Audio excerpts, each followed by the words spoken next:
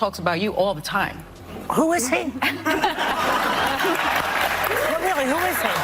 I don't watch the show. He has a show. I don't watch the never show. heard of him. Yeah. I guess he's just obsessed with me. No. Next, Joy's gonna say she's never heard of carbs. Picture this. Joy Behar sitting at that iconic table, trying to play it cool. But Greg Gutfeld just dropped a roast so brutal, even her concealer looked like it wanted to tap out. Her whole vibe? Shaken.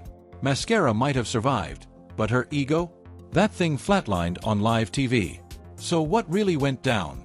Did Joy actually lose it, or did her pride just pack its bags and exit stage left? Seriously, her denial of knowing me is as believable as her red hair. But obsession? I mean, come on, Joy. Where would you even get that idea? Like Joy Behar's face, it's looking worse and worse by the day. More full of crap than Joy Behar after a night of scotch and Taco Bell. Her being named Joy is like me being named ugly. Joy wasn't there on the show. Apparently Mondays are her days off when she feeds in the pasture. It now smells like a humid day inside Joy Behar's moo-moo. The motives stink worse than Joy Behar's jog bra. I mean, assuming she jogs. Oh, wait, there she is.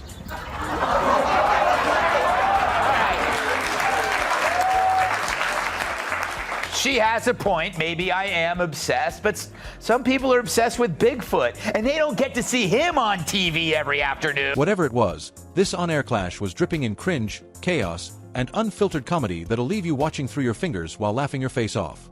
Now, Joy Behar ain't new to this game.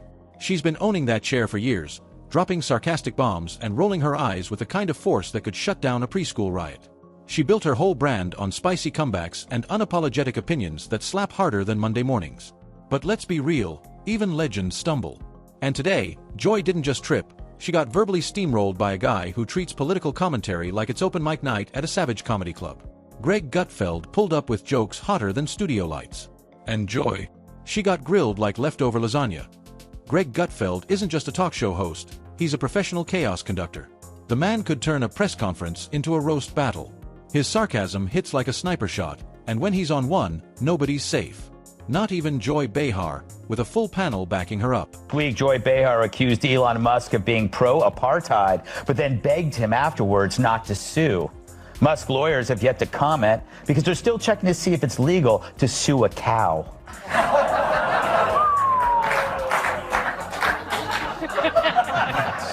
Shots fired. Just a legal question. I don't know why it's so upsetting. I don't make the rules in this country.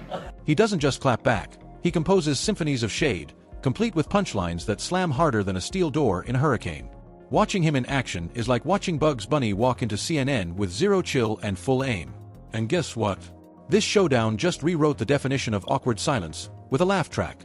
When Greg Gutfeld locks in on someone, it's not just embarrassment, it's a full-blown takedown. He doesn't just drag you. He steamrolls with the precision of a brain surgeon and the raw savagery of a toddler denied candy during a sugar crash meltdown. About the View. It's become like a medical hospital that displays human misfailure. Like it's like here, let's look at this political oddity. You know, it's like it really is like the left-wing equivalent of a carnival sideshow, except instead of bearded ladies and fat clowns and two-headed cows. Well, let me rephrase that.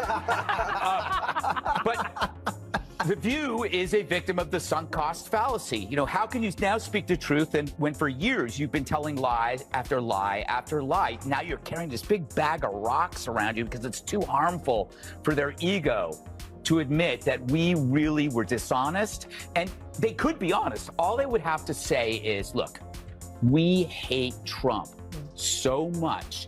We were willing to lie about Joe Biden because we felt he was preferable. We thought our lying and our cover-up was on your behalf.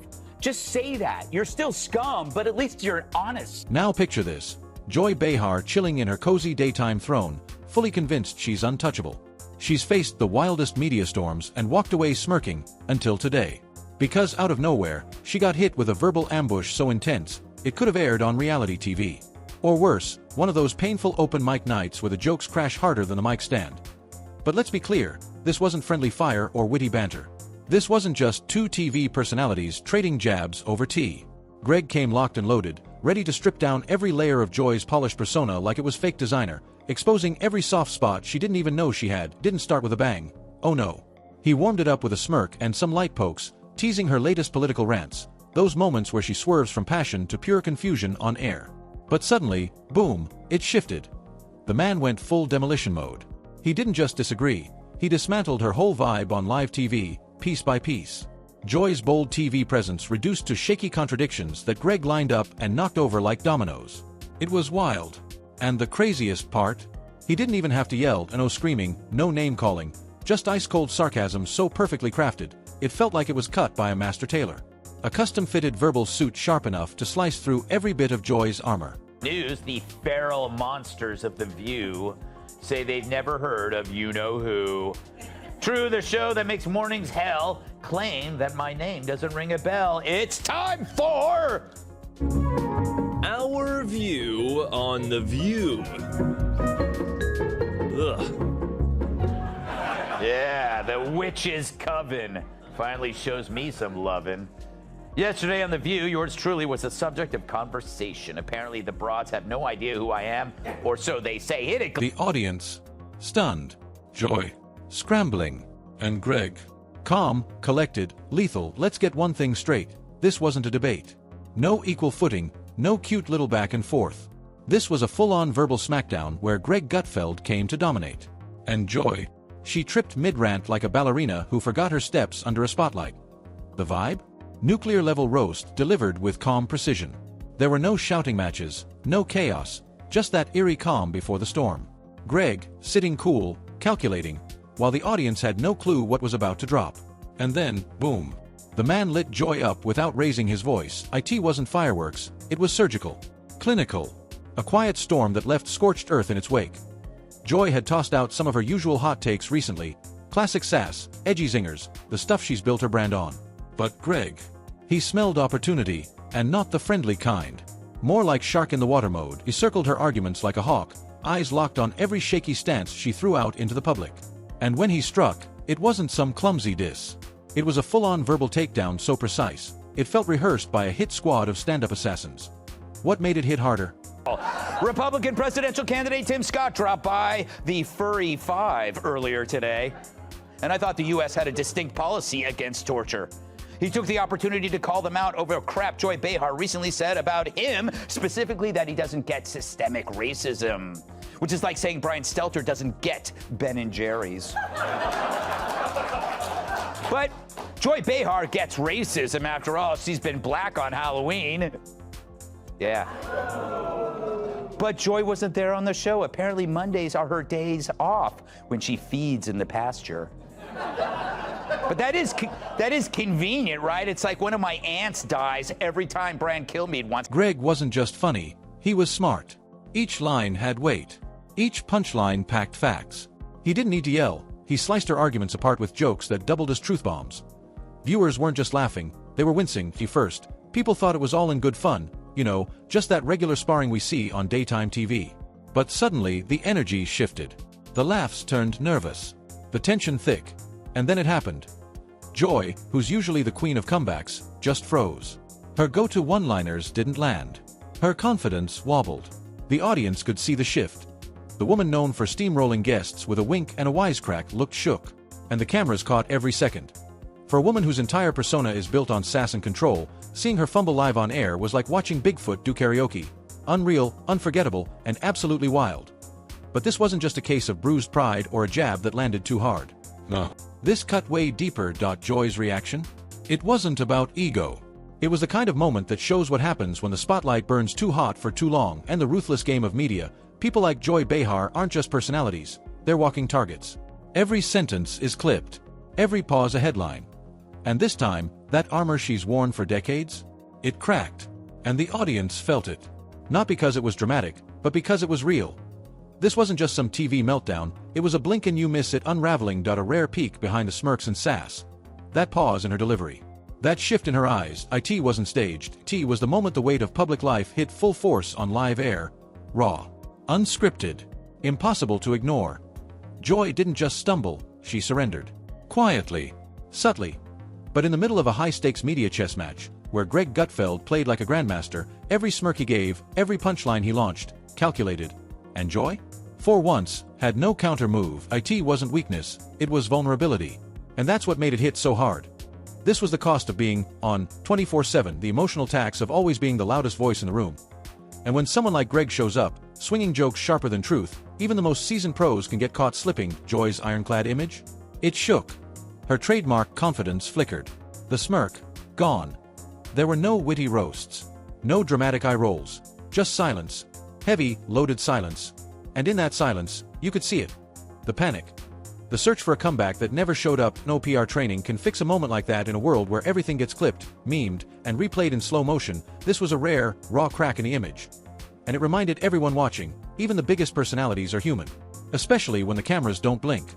When you're in the game as long as Joy Behar, you learn to build walls. Sarcasm walls. Deflection walls. Walls made of pure, undiluted sass.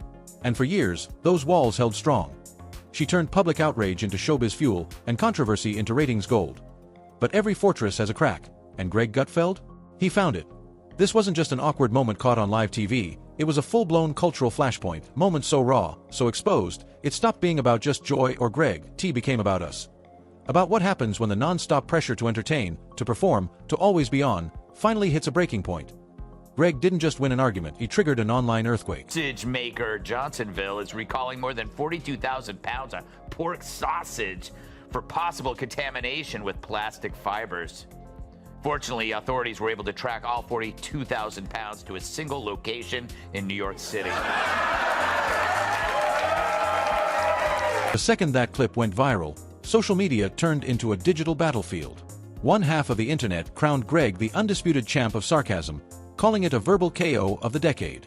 The other half, shocked by Joy's rare moment of silence, some even rushing to defend her with, "She's only human." Memes exploded across the timeline like confetti at a scandal parade. Greg as a gladiator in golden armor, Joy drowning in a wave of Gutfeld's punchlines. It was chaos, hilarious, messy, viral chaos. But here's what people missed while laughing. This wasn't just a roast, it was a breakdown of the system. The pressure cooker that forces public figures to fake confidence while hiding exhaustion behind perfectly drawn eyeliner and pre-approved sound bites. Joy's silence wasn't weakness. It was a crack in the illusion, a flash of humanity in a world that punishes imperfection. And that crack, it echoed louder than any insult thrown that day. Greg's takedown, it was lethal. No shouting, no tantrums, just calm, savage precision, a masterclass in psychological combat wrapped in a smile. He didn't need volume, he used timing. And Joy, she felt every hit. This wasn't just Joy getting humbled. It was a wake-up call to everyone watching. Even TV royalty can crumble when the script goes sideways and the spotlight turns ruthless. This wasn't just a takedown, it was a masterclass in how comedy can cut deep without crossing that invisible line into cruelty. Greg Gutfeld delivered the kind of performance media analysts will be replaying for months, breaking it down frame by frame as proof that a smirk and a sharp tongue can do more damage than a screaming match ever could. For Joy, it was a harsh reality check, a lesson in humility served on a silver platter of sarcasm. A reminder that even the most battle-hardened media pros can slip, and when they do, the world watches. And oh boy, did the world have thoughts. Because once the dust settled, the real storm began. Social media didn't just react, it erupted. Hashtags flying, memes popping, hot takes hotter than your group chat after a breakup. Their brains are small. But who's the dumbest one of all? True, none of them are in Mensa, but who's the most densa? Perhaps it's Sonny who mastered the art of making idiots look smart.